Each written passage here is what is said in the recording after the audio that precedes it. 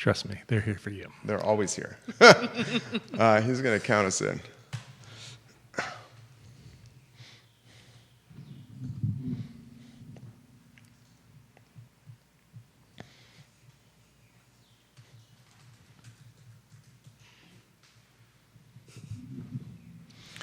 Good Friday morning, guys. My name is Jerry Miller, and thank you kindly for joining us on Real Talk with Keith Smith. It's an absolute pleasure to connect with you guys on the I Love CVille Network in our building in downtown Charlottesville on a show and a network that has become the water cooler of conversation for Central Virginia. We encourage you, the viewer and listener, to help shape the conversation by putting some comments and questions in the feed, and we will relay them live on air. It's an interactive program.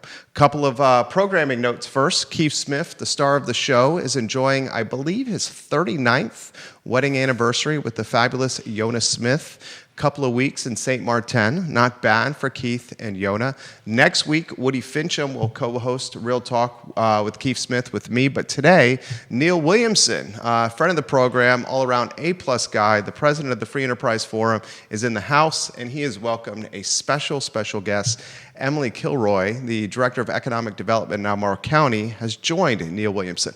I want to give some props and some love to Judah Wickower behind the camera, director and producer of the show. If Judah, you can go to the studio camera, and then I think you're going to have a 3-shot ready to go as we welcome Neil and Emily. You are now on camera.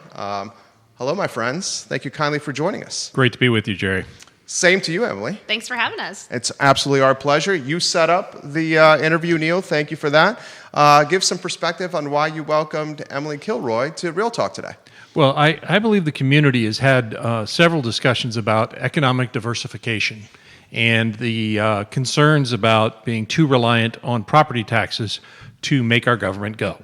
The Economic Development Department in Albemarle County is currently undergoing a new strategic plan, and it is a time when they have gathered a lot of information from focus groups and other things and presented them to the board publicly. Many of those reports read a lot like the Free Enterprise Forum blog about the need for reduced regulatory climate and less government interference, but I thought it would be better to hear directly from the director with regard to where we're headed with economic development and diversification of revenue. I'm very much looking forward to this. As someone who saw his personal residence increase 23% year over year from a real estate tax assessment standpoint, while just recently the real estate tax rate jumped 4 cents. I can't wait to talk economic development. First, perhaps we introduce you to the viewers and listeners, Emily. Sure. So Emily Kilroy, I'm the Director of Economic Development for Albemarle County. I've been in this current role for about a year and have been with the county in all for 11 years. So have been really wonderful experience kind of growing with the community through public engagement initially, communications, done special projects and legislative work for the county, and have been having a ton of fun the past 12 months in economic development. Same cast of characters, but everyone's wearing a little bit of a different hat. And it's been great to get to re-engage with folks in this new capacity. Neil Williamson, my friend, where do you want to start? Well, I want to thank Emily for coming. I've known Emily professionally for about 13 to 15 years. Folks may not know that she started work in this area, working as an intern with the Thomas Jefferson Planning District Commission. She actually was the timekeeper for one of the more famous hearings with regard to the Western Bypass. She, I think, had to tell John Grisham his time was up. These are these stories that you get to gather over this time. My first question really is goals, and you know that's an important thing that's set by the Board of Supervisors, not by Emily. But what is Albemarle's goal? Each locality has a certain percentage of revenue that's generated from property taxes and a portion that's generated from other taxes. Economic development can impact actually both of those. And it's a two-pronged question. One, do you consider apartment buildings commercial activity, or should that be considered on the housing piece? And two, what is the right percentage for how much should the landowners be paying versus the revenue being driven by the commercial sector? Sure, thank you. So the first question on multifamily, multifamily can be put in either block because for the property owner who owns that property, it is a revenue generating use. And so in that regard, it's kind of commercial. But for the people who live there, it is very much residential. In finance, in government finance, you actually pull multifamily into a completely different bucket. So when you talk about residential, you're talking about non-multifamily residential properties, and multifamily gets sort of sits in its own bucket. When the county talks about revenue diversification for the county, and the cost of services and the difference between residential and commercial properties, we're choosing in that moment to put the multifamily with the residential. And that is because if you think about the cost of services by different property classes, a multifamily building is going to drive a lot of residential type needs. A light industrial property is not going to generate students. The person who works in the industrial building may have a family that will generate students that will need to be educated in the schools, and calls for service for public safety, et cetera. And so when we talk about this intentional look at the revenues in Albemarle, we've got 68% residential, so that's all in residential, including multifamily. In Albemarle, because 95% of the county is rural area, 20% of our properties fit into the agricultural classification, which you don't see in a lot of our peer localities. And then we have 11.3% commercial, and that is really just the office, the retail, the industrial uses. And that number, to your second question, what's the right number? There's not a right number. There's not a right number, and every locality around the country and the world really has to look at, well, what's the right number for us? And so if you look at the revenue mix in a beach town or on an island with Keith, you're going to have a different mix. You're going to have a lot more hospitality than a non-tourist driven economy. You're going to have probably a lot less industrial type uses in a tourism driven economy, and so that answer is going to be different depending on what really feels like a right fit. For Albemarle, I think the board has talked about 10 years ago it was 15% commercial. So 2015 we were 15% commercial, and that feels closer to the right number than where we presently are at 11.3%. And I want to make sure that folks are clear because we've not lost value or we've not lost commercial tax base in terms of the number of properties. It's that the assessed values in the residential class have grown much faster than what you're seeing in industrial and commercial. And so it's not like we've lost a lot of property that's commercial. It's really looking at the valuation and how that sort of carves up the pie. Yeah. And so more. We know we want more. I think somewhere between 15 and 20% is probably closer to the right mix For the revenue. for the revenue. So when you're talking about revenue, are you talking about property taxes and the other taxes that these businesses pay? Mm-hmm. And I just want to be clear, businesses don't pay taxes. Their customers do. Businesses collect taxes. Because the reality is while the business may stroke the check, that cost is baked into whatever widgets they're making. And people seem to think at times especially about the property tax. Well, I'm a renter, so it's not going to impact me.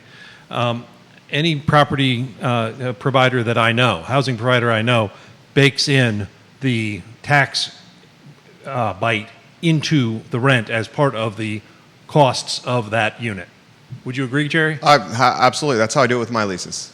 Completely trickles down to the tenant. So I'll put this in very simple terms for the viewers and listeners, and questions are already coming in. You got media outlets watching you on the program as well. 68% of tax collection for Albemarle County is tied to the category of residential real estate. 11.3% of tax collection in Albemarle County is tied to the category of commercial real estate. And you guys would like to uptick the 11.3% of commercial to potentially that 15 to 20% window, which could potentially offset some of the burden of residential owners who are feeling a pinch right now. Is that safe? Yep. Okay, so the pandemic, you're the expert, I'm just a guy with a microphone here. The pandemic seems to have driven or had an impact on residential values, certainly in Albemarle County. Spiking values because we've had an influx of new population in our community, people that are able to work hybrid and remotely now that have moved to Albemarle County, driving values tremendously. The pandemic may have also not flatlined commercial values, but slowed value growth for commercial. Is that safe to say? That is safe to say. Okay, so how does the County of Albemarle, and this is basically what you do for a living here, how does the County of Albemarle drive economic development across various categories to potentially alleviate the burden for residential owners that seem to be carrying a lot of weight on their back? Yeah, and I want to, before I pivot fully there, I want to talk for just a second about cost of services. So Okay. the Weldon Cooper Center recently did an analysis for Albemarle to understand. And again, I understand that an industrial commercial property has employees who then have a need for housing, and so it's all interconnected. But if you just look at the cost of delivering services to a residential property versus a commercial property, the commercial property, and then look at how much tax revenue the county gets from that property, the commercial property uses less services than it brings in revenues. Same is true for the agricultural class. Residential, it's the opposite. So for every dollar of revenue that we get from residential real estate taxes, $1.30 is spent in local government expenditures to serve that property. And again, that's all in police, fire, social services, schools being the largest one for sure. 60% of Albemarle County's budget is tied to Albemarle County Public Schools. Yes. This is one of the pushbacks I have with you, my friend, on the increased housing, and you're a housing advocate. Is that safe to say? More housing everywhere for everyone. So Chris Fairchild, who's come on this program, Fluvanna County Supervisor, running for a second term, he's indicated and he's highlighted Weldon Cooper. I've highlighted Weldon Cooper. Dave Shreve sat in your seat and highlighted the same study. He's running for the Jack Jewett district seat, as everyone knows here, for Board of Supervisors, that if we add more residential rooftops to Albemarle County, it's actually a net negative to what it does for the county from a strain of infrastructure standpoint. $1 for residential, $1.30 in costs, according to Weldon Cooper here. Remembering that $1 and $1.30 are based on numbers set by the Board of Supervisors. So there's a political aspect to any taxation. Explain that. Well, because if we increase Jerry's taxes, we double it, we could be bringing in $2 and having $1.30. So if you would pay double the taxes, you could be making 70 cents a house, 70 cents per dollar on a house. So there's a political reality to it. There's also a philosophical reality to the position the Free Enterprise Forum has that housing is important. The greatest strength this community has is its people. And I am welcoming of people, whether they come from New Jersey or Williamsburg, or if they spend time in Savannah. I'm from Williamsburg, Emily. That's what I welcome these people coming to this community because we're stronger for the diversity and the diversity of the upbringing. Anyone that spent their youth rooting for the tribe is okay by me. And so I will say that it is something that I don't think as a community we want to pull up the drawbridge and say, fine, we'll take the jobs, but we won't take the people. I agree there's a cost associated with it. That 60% of budget is true across every locality within 5 points. Some localities it's 55 for education spending. But really this dates back, and folks will show my age, but if you go back to the late 50s, early 60s, and the Harry Byrd era, Harry Byrd said, we'll take over the roads, you take over the schools. That's how we got to where we are. Localities are responsible for education. They receive federal and state funding, but not the majority comes from the locality. And Albemarle County has great schools. and we have great students. We really need now is great places for those kids to work when they graduate, because right now there are not career ladder jobs for your kids here in Albemarle County. I think he's 100% right. Do you want to chime in on any of this? Do we go to questions? Yeah, well, let me just add one thing. So I think that is why you want to look at how can we increase the vibrancy of the commercial sector. Because it creates the jobs that we need. It creates, it's a mix. We're always going to have residential. We're always in this county going to have agricultural. And so how do you begin to shift things and develop a better mix where you're able to continue to provide really excellent schools, great roads too. Thank you, VDOT, and ensure that we have again this opportunity. I hear a lot from folks whose kids are adults and have kids of their own, and they'd love to have them live here, and they can't. They may have even grown up here, but there's not the job opportunities that they are a good match for them. And so that's really the work of economic development, and that's the work that we've been really focused on as we've gone through the strategic planning process to figure out how do we really begin to focus hard on moving the needle there. And again, keeping the thing we heard the most from every group of folks that we spoke to when we were doing our stakeholder engagement was keep Albemarle at the wonderful place that it is, and that's the rural area, that's the mountains, that's the view sheds. But also find a way to build better balance for the commercial sector. Viewers and listeners, let us know what your thoughts. Jason Howard's watching on Rio Road in Albemarle County. And Mr. Howard's got, oh my goodness, questions are coming in here very quickly for Emily Kilroy and, of course, Neil Williamson. And Neil is smirking over here like a Cheshire cat caught with his hand in the cookie jar over here. Jason Howard, with the $1.30 figure for residential, is there a breakdown to show the cost for 2 retirees versus 2 parents and 2 children? Retirees don't need the schools anymore than a warehouse does, and the schools are 60% of the budget. It's a great comment right there. Do we have that data? I don't have that data handy, but I will say that there have been across the region several 55-plus active adult communities approved, which is an age-restricted residential type that I know Greene County has a fair number of, as well as Louisa County. I'm not certain that Albemarle County has an age restriction in their zoning code, but don't worry, it's been 20 years, so they might get to updating the zoning code soon. But I think that it's a reality that we have an older, aging population. My biggest fear is that we end up too far down that road. About 10 years ago, I wrote a statement that compared Albemarle County and Charlottesville to a city that I lived in on and off for a while, Santa Barbara, California. And my father used to say about that, it's for newlyweds and nearly deads. And we really don't want to be that. We want to have the vibrancy of economic vitality across all revenue. So the idea of career ladder jobs is critically important to the community. Thoughts on that, Emily? Agree. If you look at is your community vibrant or kind of petering out? The vibrant ones are the ones that have a lot of real opportunities. Are the ones where people are really interested to live, work, and play in. And we have so many incredible assets here.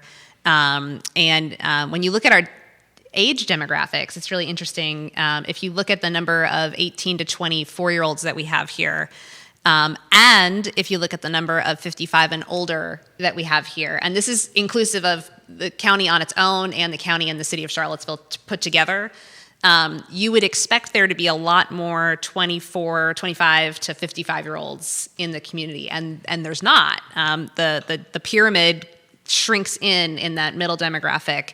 So we can see very clearly in the data that we don't have that sort of mid-career, middle-age cohort that is continuing to make this place a great, vibrant place to be. And if you look at our businesses, if you look at the profile of the businesses here and the employers here, because we have a lot of nonprofit and higher ed, obviously, you can also see we don't have a lot of mid-sized companies, and we think that's an opportunity for us as we look to the future.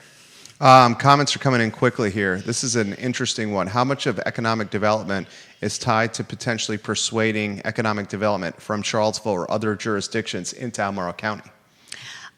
That feels very much like a zero-sum game. So if you think about how companies make decisions about where they're going to locate, so if you have a company that's located on the West Coast that would like an East Coast presence, a company that's growing and hitting into some restraints wherever they're currently located and looking for their next location, they're not thinking about Albemarle versus Greene versus Charlottesville. They're thinking about Central Virginia. The region? Yeah. Virginia, Central Virginia. And so we want, and we have people who live in one jurisdiction and work in another. We share a lot of recreational assets, the restaurants, everybody's going back and forth between the jurisdictions all the time. And so we want to make this a really wonderful region and not get into the exact pinpoint of where things are happening. You want to touch that? I think it's important to see whether or not your neighbors are cooperative or competitors. I think that, especially as you look at the defense sector and the investment that Albemarle's made in Rivanna Futures and the zoning changes that Greene County's made to kind of create this defense corridor, I think I see more coordination than competition. That being said, I also see over the years certain businesses jumping from Albemarle to Louisa or Albemarle to Greene or Charlottesville to Albemarle, and those are not big numbers. Your former associate, Lee Catlin, used to say, we are not hunting the white whale. We're trying to bring up the entire environment for all of them. I'm not certain that we don't want to hunt the white whale, since I guess it was the night before last, I got a media release, or I got a report from Tammy of Engaged Louisa that indicated Amazon is seeking a third data center. Yeah, Louisa County. 11 billion plus into Louisa County. Oh, that was just the That two. was just, yeah. One more, a third center. It's bananas. And it is crazy. Now, There's collateral damage with data centers, though. Data centers are kind of like the bad word now in economic development, even though they are incredibly. Can't wait to ask Emily about data centers here. Can't wait to ask Emily. I agree, because they generate a great deal of tax revenue. They use a lot of water. Yeah. They use a lot of power. Yeah. They don't employ a lot of people. They don't employ a lot of people, but they don't produce any school children. Yep, that's right. That's right. Emily, what do we think about data centers? Great segue. Gosh, Neil, it's like you've done this before. Yeah. Listen, so I think there's an important context setting for data centers, especially given that we're in the Commonwealth of Virginia. So some folks are not aware why there are so many data centers in Virginia. There's a couple. It's the epicenter of data centers for. Is it maybe the world? The world. So Yeah. if Virginia was a nation, we would have the most data centers Right. in the world. There's a big undersea cable that goes, connecting Europe to the United States, North America, that has its landing point at Virginia Beach. Right. And so proximity to that transatlantic landing point is a huge benefit for these types of facilities. And that has been in place for quite some time. And that's why that's one of the reasons why AOL was located in Northern Virginia when they first started. And you've seen a lot of buildup in that industry, IT, communications, for that reason. So there's been a lot of development of data centers in Northern Virginia, and after several decades of that, they're beginning to kind of run out of space. Loudoun is probably the one that folks are most familiar with. They're running out of space, and they're running out of good compatible space. So I think everyone's probably seen that picture. It's been in the Washington Post. Mm-hmm. It's circulated on the internet, where you It's have a meme now. a cul-de-sac Yeah. that has very large houses directly backed onto a data center and a very large building, which, you see that and you say, oh my gosh, if that was my property, I would have a lot of feelings about that. They didn't have any restrictions on data centers in Loudoun County for a really long time, and so that's how that happened. They were a by right use in industrial zoning. They didn't have any special setback, buffering, landscaping, all the things that Neil Williamson loves, that to help sort of mitigate those neighbor conflicts that can arise. And so they're going back and doing a lot of policy work right now to be able to address that. But the need for data centers at the same time continues to grow because of the nature of the world. We are streaming right now. Most people take advantage of cloud storage and cloud services, and so the need for data centers is as strong as ever. AI has a huge data need associated with it, and so it continues to grow. And Virginia has proximity because of that cable, and also at the state level, some pretty big incentives around locating data centers here. So that's sort of Virginia. Now that Northern Virginia has many fewer large properties left to do these, data center developers are looking elsewhere in the Commonwealth. And so we're seeing a shift now sort of down from Northern Virginia, down from Fredericksburg, and out west for folks looking for localities that are interested in having data centers in their community.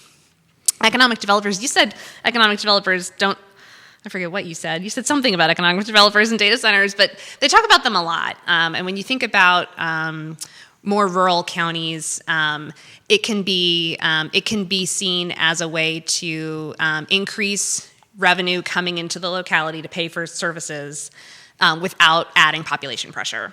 Does Albemarle County roll out the red carpet for data centers? Not today, no. Okay. So the board has there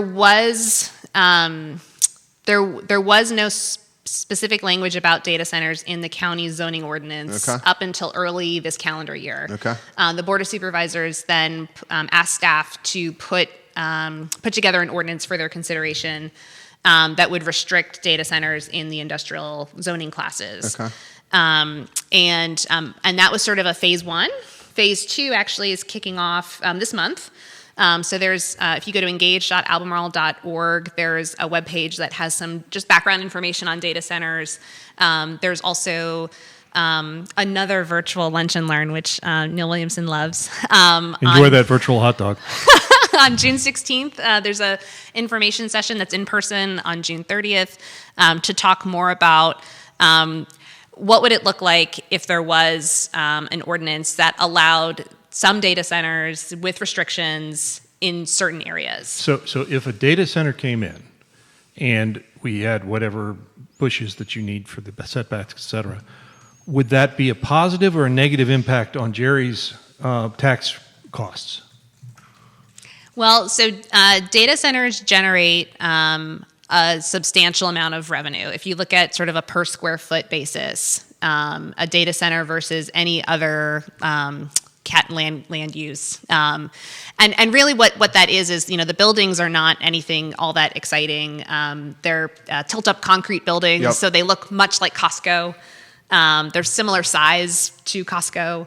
But inside, instead of mangoes and sheets, there are just racks filled with servers.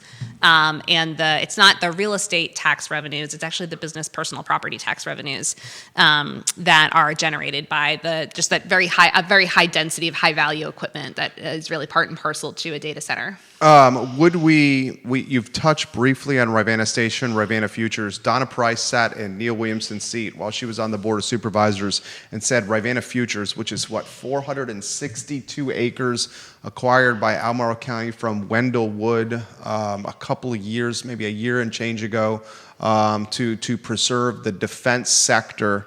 In Albemarle County, there was some scuttlebutt that St. Louis was going after the defense sector with some free land, and some folks said that was rumor mill and smoke and mirrors. Others said this was legitimate. Regardless, we know the defense sector is the second most important driver of the region's economy.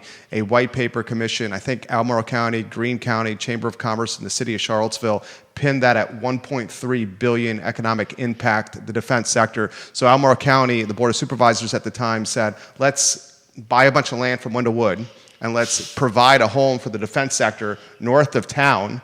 And Donna Price called this the second most impactful economic development story except for the University of Virginia's creation in Albemarle County. That's how she put it. The second one in the history of Albemarle County.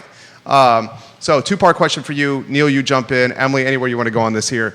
Could we see a data center? If we do see a data center, is that where we're going to potentially see it? And the second part of the question is Rivanna Futures, Rivanna Station, the impact of the defense sector. Can you offer more insight into that entire storyline for the viewers and listeners? Yeah.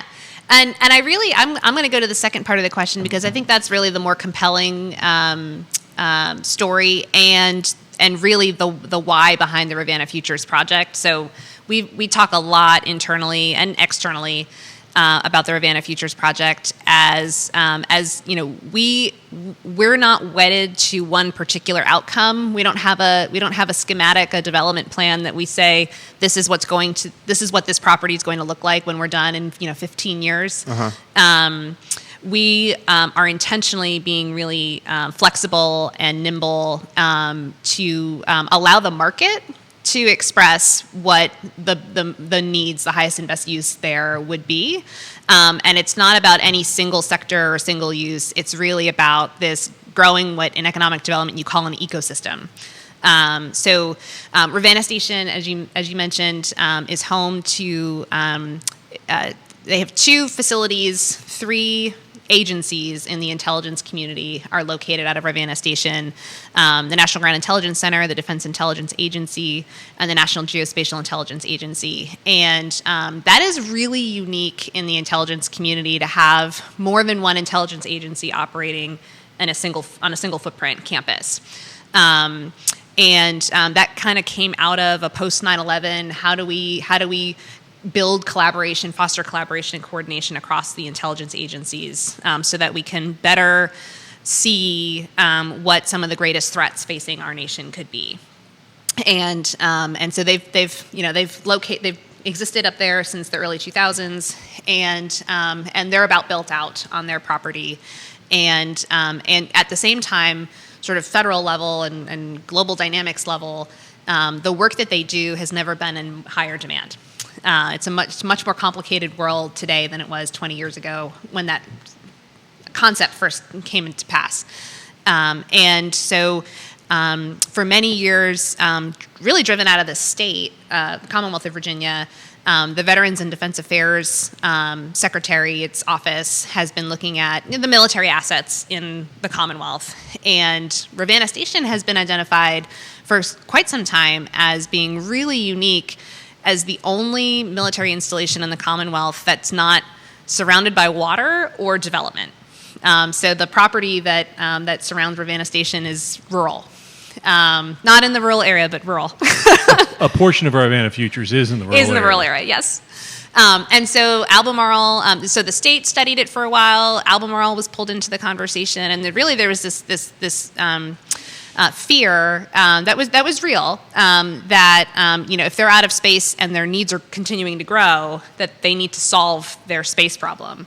And if there wasn't a good partnership able to come to pass here, there's other places in the country that would very much welcome. So the St. Louis example, the National Geospatial Intelligence Agency was looking to relocate because their building was originally from the 1800s, had been renovated obviously, but was really reaching the end of its useful life.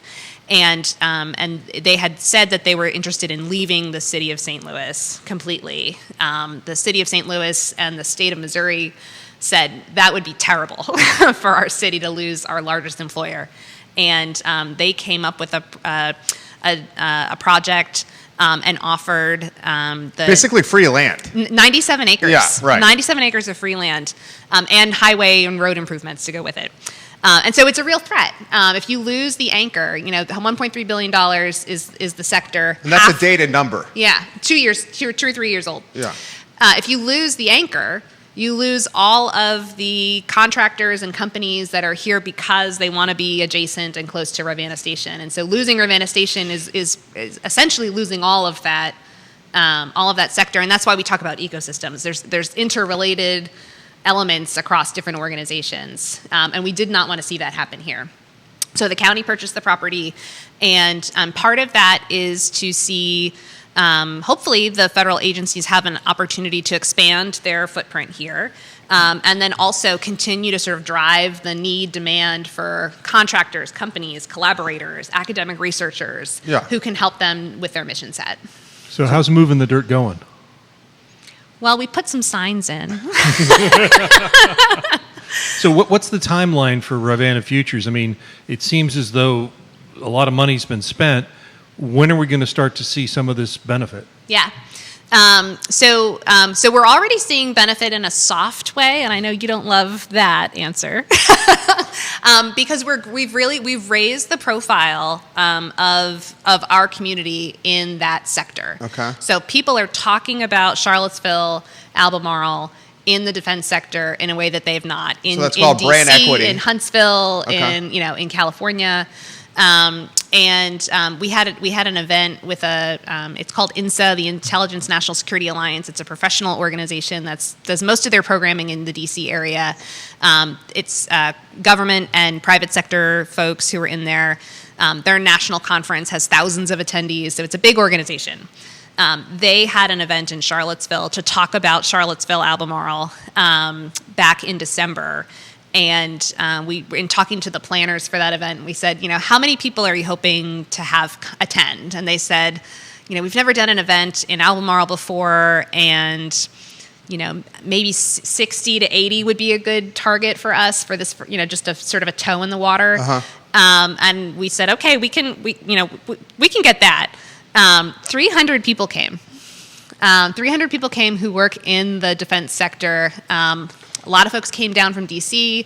A lot of folks who work here in that sector, and so the branding, the brand equity and awareness has increased. We're also going after several grants to help us actually get dirt moving. So we have one. We got one earlier this year. Because that cost the county a lot of money. It did. It did. But Wendell Wood, nice payday.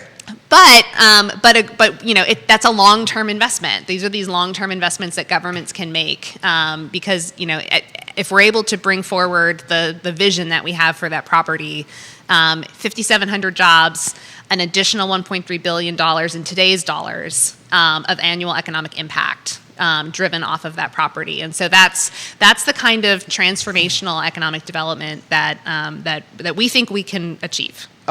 We have a boatload of questions here, and we're very mindful of Neil and Emily's time, especially since Neil has a tea time, ladies and gentlemen, at the golf course. So we're very mindful of that. I want to talk biotech and data science jobs, where middle class jobs are going, and are they being eroded? I want to talk the sales tax collection from Q1 2025 versus Q1 2024 with a bar graph that we can put on screen. I want to talk about the impact of UVA sports in this community and how Scott Stadium has been half full and the impact it has on Albemarle County from an economic development standpoint. This is an interesting comment from Gary Grant. What contingency plans does Albemarle County have should NGIC and DIA, next to county-owned Rivanna Futures, end up the victim of military realignment, closures, consolidations, such as Fort Eustis, and what has happened to Seattle-based military on the West Coast? He says with technology, analysts can work from anywhere instead of 100 miles south of D.C. Another interesting turn of events here. Since Rivanna Futures was purchased, Donald Trump has won a second term in the White House. His Department of Government Efficiency is consolidating a lot of government operation to D.C., and a lot of folks that were in the defense sector in Albemarle County, City of Charlottesville, and Central Virginia are now requiring to RTO, return to office up there. Some folks have said that the defense sector locally is facing some headwinds, maybe from an economic development standpoint, because they're having to go back to buildings in D.C. to work here. All that to you, Emily Kilroy. Well, that was a lot of topics. That was a lot. That was a lot. Thank you, Gary, for that great question. Yeah. And you are, I will highlight this, every media outlet in town is watching you right now. All right. No pressure. So it's a great question. It's something that we have looked at a lot. So it's certainly on our minds. But as I kind of mentioned earlier, the intelligence community is a part of the federal government, the defense sector that is, not every agency is being looked at the same way in some of the changes that the administration is putting in place.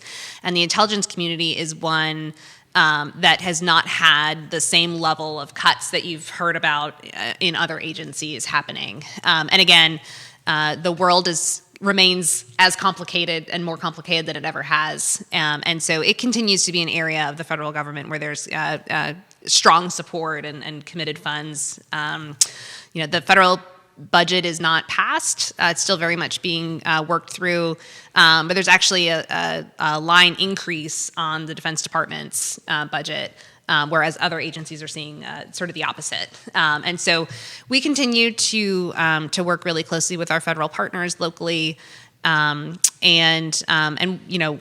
what I can share is that the excitement and enthusiasm for what is possible here is stronger than it's ever been, and so we feel like we're getting some really positive some positive energy and momentum.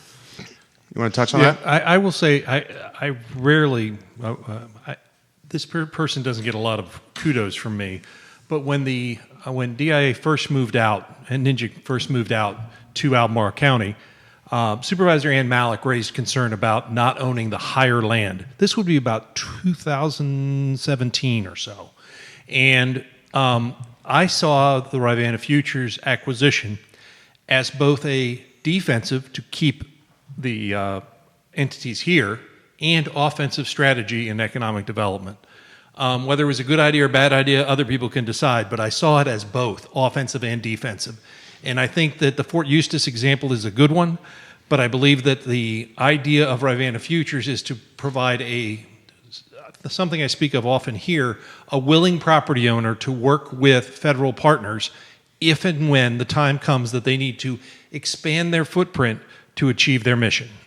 And I think that is a positive because, quite frankly, as you know from real estate, it doesn't get cheaper every year.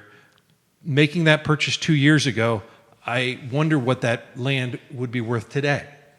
Yeah, but the flip side of that, I totally agree with you. The flip side of that was there's the likelihood of finding a buyer for that land was not super great. There was I not think a lot they did find a buyer. Well, they found a very willing buyer. Taxpayers, yeah, it was taxpayers right there. But we have 16 minutes left, and I have so much I want to get to here. Can we do you have the sales tax collection graph? Chamber of Commerce sent this to everybody yesterday. First quarter, and is that what your interview was with NBC 29? Yes. Yeah. Yes. So I saw him in front of NBC 29 doing an interview, and I'm like, two things. He's talking about this, and he's going to go play golf. As I was driving by you here. The graph is on screen. So we're showing the bar graph. Q1 2025 versus Q1 2024. What's going on with sales tax collection? Open-ended question. Yeah, I mean, so lots of people want to know the answer to that question, but I think when you look at the numbers, Albemarle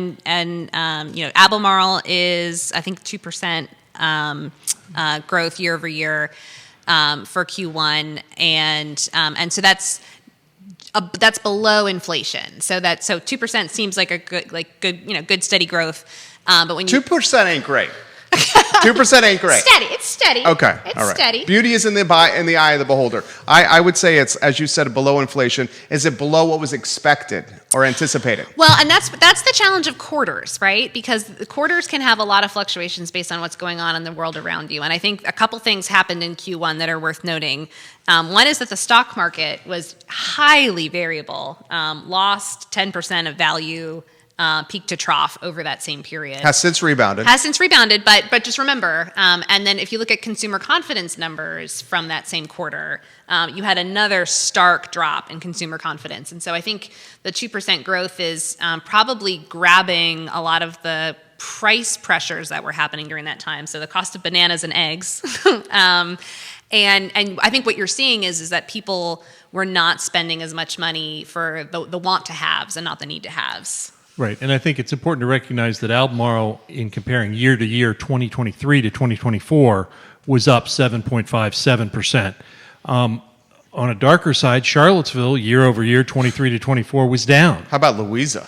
Well, Louisa's down this quarter, but last year they were up. Okay, for year over year. So the whole year they were up. So the report's entitled Clouds on the Horizon. Sometimes you see clouds on the horizon and the storm comes. Sometimes it passes by, but you're wary. And that's really what I think this report is wary. It's a snapshot in time. Yeah. The first 3 months of the year, we did have 2 snowstorms. Easter was late.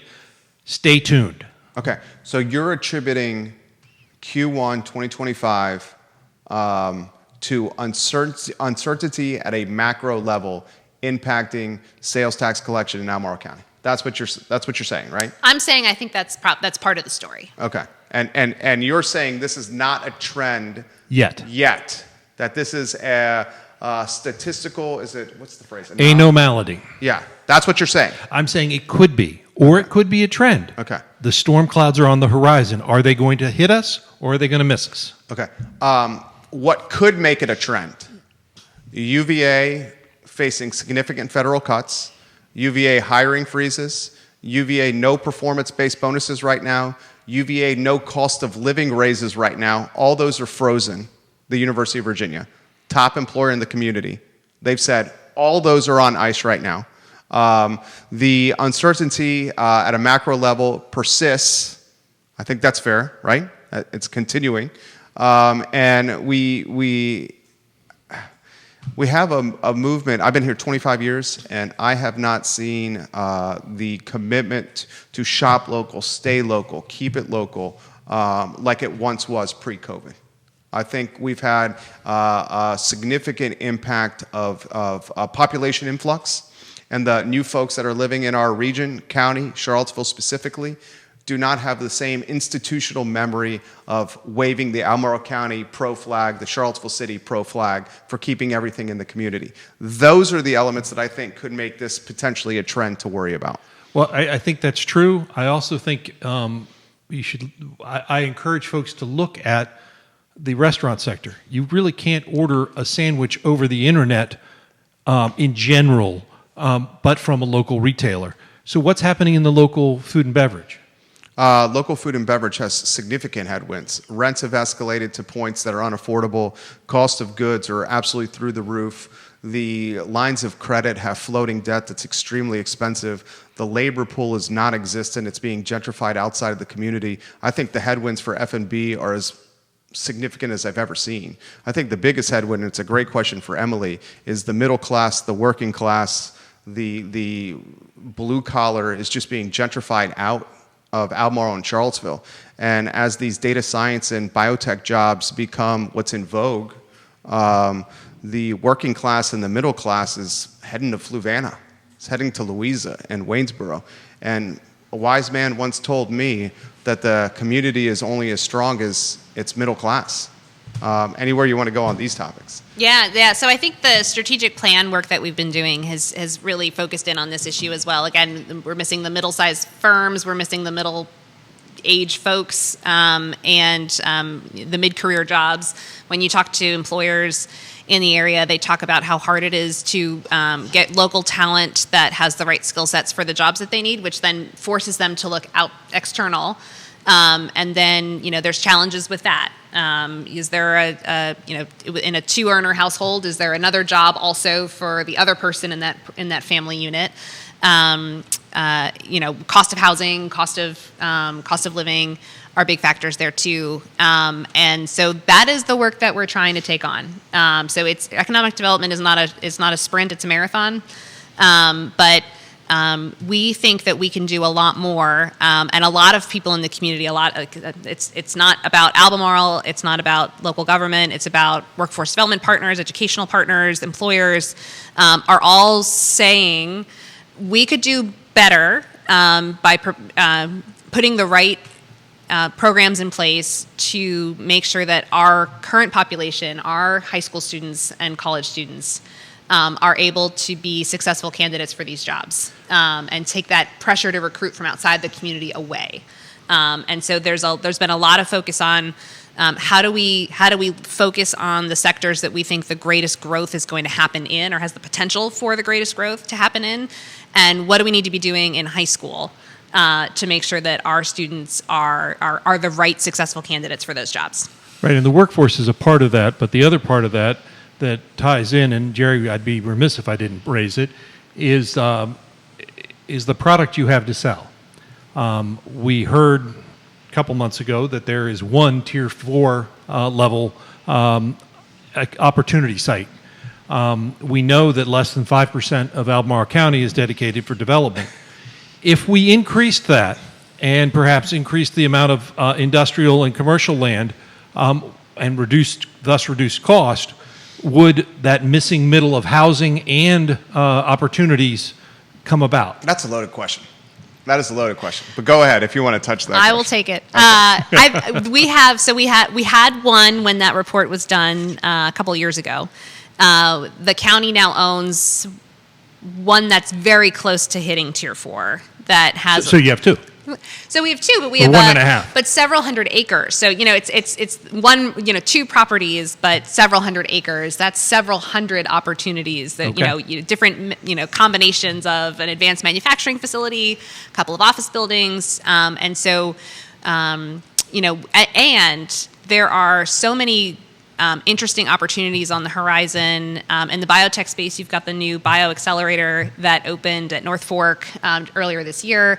You've got the Manning Institute, which is under construction just south of town at Fontaine Research Park, which is going to have 100 clinical research labs. Where are those people going to live? No, can you also put in, because no one's talking about this, I feel like, besides what we're doing here on this network, can you put in perspective the impact of what biotech is going to do to Albemarle County and maybe, you don't want to talk for Charlottesville, so I'll just say Albemarle County. Yeah. Over the next few years? Yeah. This is under the radar what's happening here. Yeah, it's pretty incredible. And I want to, some folks will hear biotech and think, that's not for us. Those aren't jobs that real people who live here today can fill.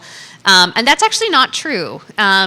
When you have a startup company that has fewer than 5 employees, most of them are going to have PhDs because you're heavy into the research phase. But as you're able to raise funds, scale, now you need lab techs. That you can do that with a high school diploma.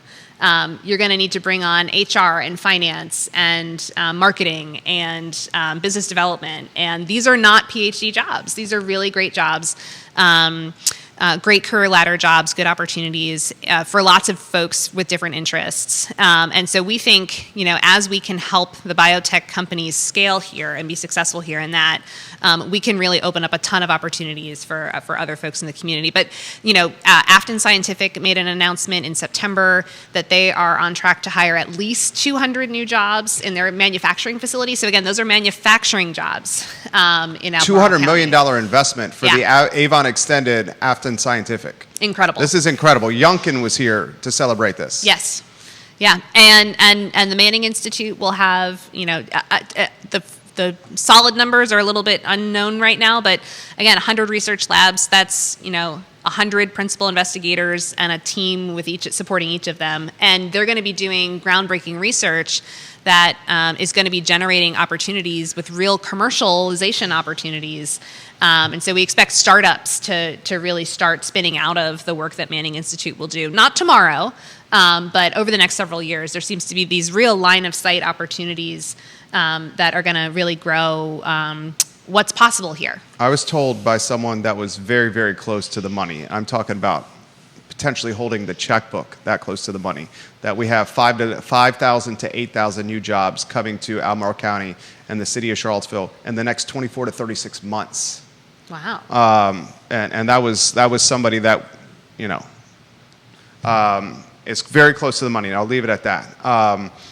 How much of economic development is tied to using the county's influence to potentially encourage and or slightly politically pressure the University of Virginia into contributing its share of taxes from a real estate standpoint? So the University of Virginia, our local government partners in Charlottesville, Greene, really our whole Central Virginia region, are at the table working together. So I'm sidestepping here. I see that. Yeah. You're welcome. Yeah. Are at the table working together right now to look at what does it look like to truly collaborate around economic development. We have a feeling that there's so much happening with new jobs, new opportunities. Ravenna Futures is a game changer. A lot of what's happening in the biotech space, the School of Data Science opening up a second school that's focused on entrepreneurship in the data science space. There's a moment, and we might miss it if we don't work together to figure out how to really take advantage of some of the really exciting things happening here. And so that is a really productive way to have conversations with all of our community partners about how we can grow the community that we want. In the way that we want, and to really raise the profile of this community, so that Huntsville is big in aerospace. Well, why can't we be big in intelligence and national security? Boston is a really big place for biotech right now. Why not Charlottesville too? And so there's a lot of really amazing work happening to make sure that we've got the right pieces in place to be able to not miss the moment that we find ourselves in. You want to touch on that? I think it's important to recognize. You navigated that very well there. Thank you. Yeah. You recognize the shift in Albemarle County. I've been doing this long enough that I go back to when there wasn't an economic development department, where we used words like vitality rather than development because they were bad words in Albemarle County.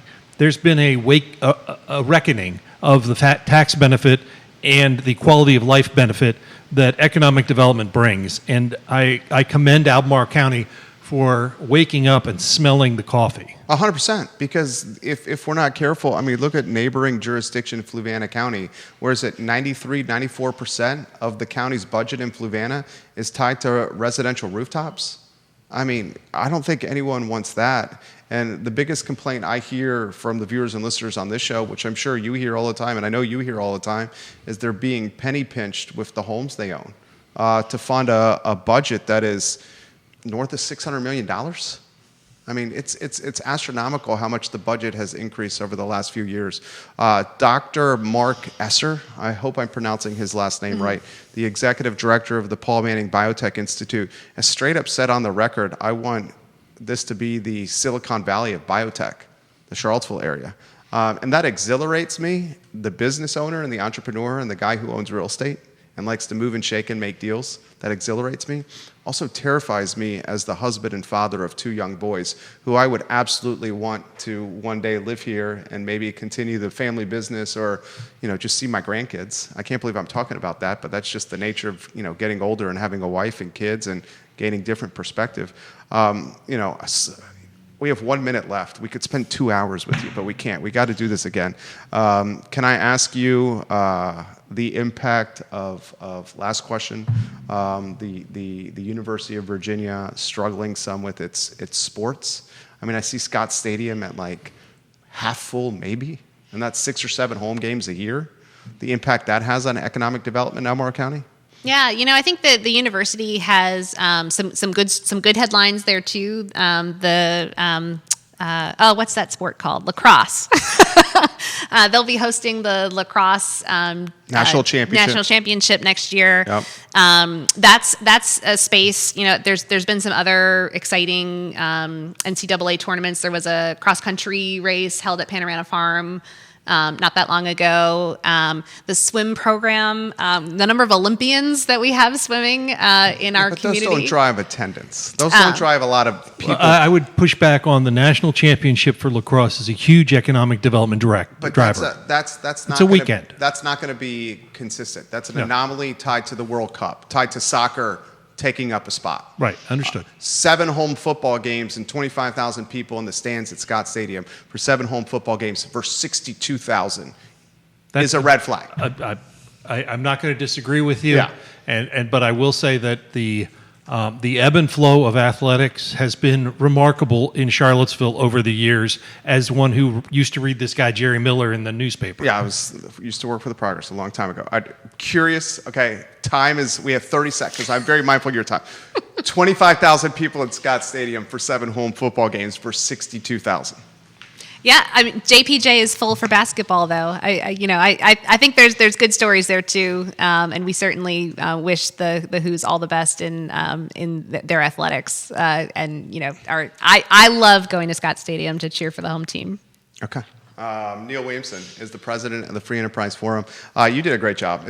Have you done an interview this long? No. This is an hour. It goes by quickly, doesn't it? It does. This was fun feels like a strong word. Okay. Fun feels like a strong word. We thank her for joining us, Emily Kilroy of Albemarle County, the Economic Development. Is it Economic Development Director? Yeah. Okay, Economic Development Director. Judah Wickauer is behind the camera. Everyone's asking. It's going to be archived wherever you get your social media and your podcast content. I want to cut the sizzle reel for Rivanna Futures from this show and play it at our 12:30 show. Thank you kindly for joining us, guys, on Real Talk with Keith Smith. So long. Excellent. And it's 11:15. We're out. He's going to tell us right here when the mics are off. You're going to be off.